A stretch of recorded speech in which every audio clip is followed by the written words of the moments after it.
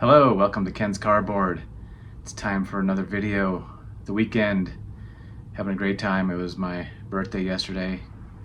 Got to hang out with my wife, had a little nice sushi lunch, and then hang out with my buddies. We went to Rockies game last night, and Dodgers crushed them 13-2. You know, best team in the National League West versus the worst team in the National League West. So ended up being the Rockies' 100th game loss, but anyways, today I'm doing a video response for my buddy James over at Elite Hunters. What's up, James?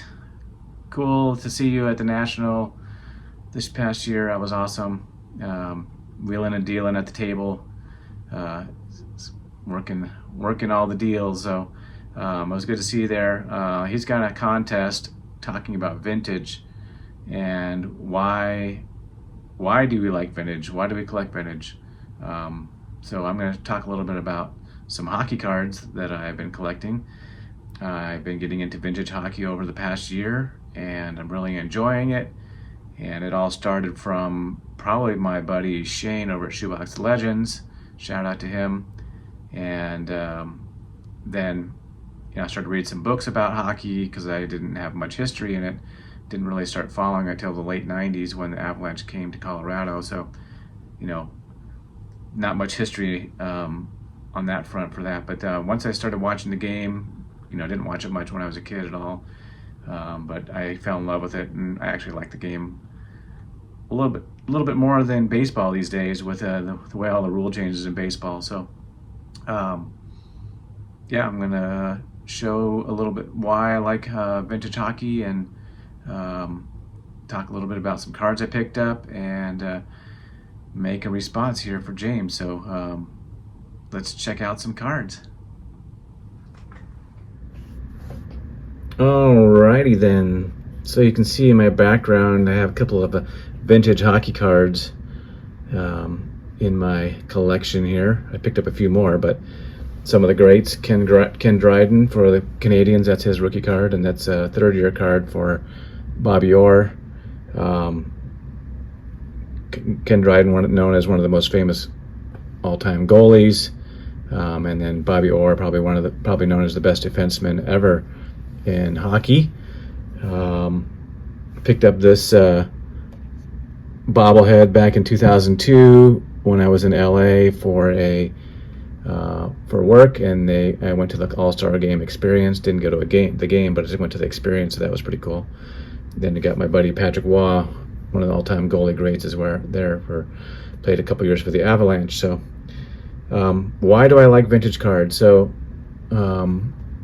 regarding baseball, my dad was a Dodgers fan when he moved to LA when he was a kid, and the Dodgers kind of moved there shortly after, when he was probably the Dodgers moved there in 59.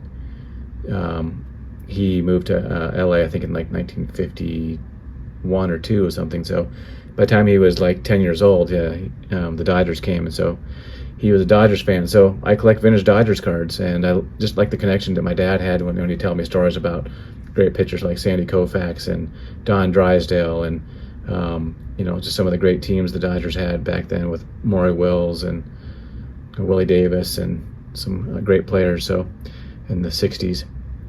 And the other reason why I like vintage, besides connecting with my dad, who passed away back in 2008, it's just learning the history about things. So I didn't know much about the history of hockey, so I've been reading a lot of books about the history of hockey and learning a lot about it. And I like to collect the cards to connect to that history and having a piece of it. And I obviously didn't watch games played even since the 90s, so I didn't watch any games in the 70s or 60s or 50s, but there's some great hockey that was played back then, and learned a lot about it. So I'd like to learn about the game back in the day, and then connect the cards with it. So, and then thirdly is just the designs of the cards back then. They just simple graphics, simple colors.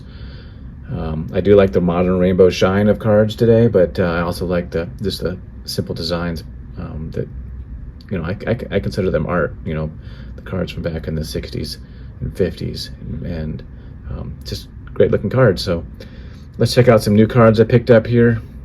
I have Picked up this Marcel Dion with the LA Kings, and get the focus there a little bit better. There we go. Dion is a two-time Bing, which is like the most sportsmanlike player in the NHL. He's also the 6th all-time leading scorer with 1,348 points, and he was a scoring leader at one time. This is his 77, 78 tops. He came up with the Red Wings and then was traded to the Kings. Growing up in Los Angeles when I was a kid in the 70s, this is the one player you'd hear about on the news when they were doing the sports. So Marcel Dion, legend that played for the Kings. So picked up that one there. This is a shout out to my friend Shane again at Shoebox Legends. Shane introduced me to hockey, and this guy is Mr. Hockey, Gordie Howe. Played 25 years in the NHL, and then he also played 6 seasons in the WHA, which is a rival hockey league, and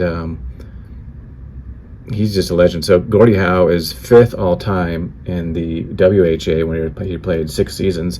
There were only 7 seasons in the WHA, and then they merged into the NHL, became some new teams like the Winnipeg Jets and the Hartford Whalers. So here it's showing that Gordie Howe is wearing a jersey from the Houston Aeros, which he played for, and then he was traded to, or I'm not sure exactly, maybe it was free agent. I don't know that much about that, but he's now with the New England Whalers, which then became the Hartford Whalers when they became the NHL team. So these cards are usually badly miscut on the back, but don't care so much because the front's what matters to me. But this is one of the last WHA card sets that O-Pee-Chee produced in 77, 78.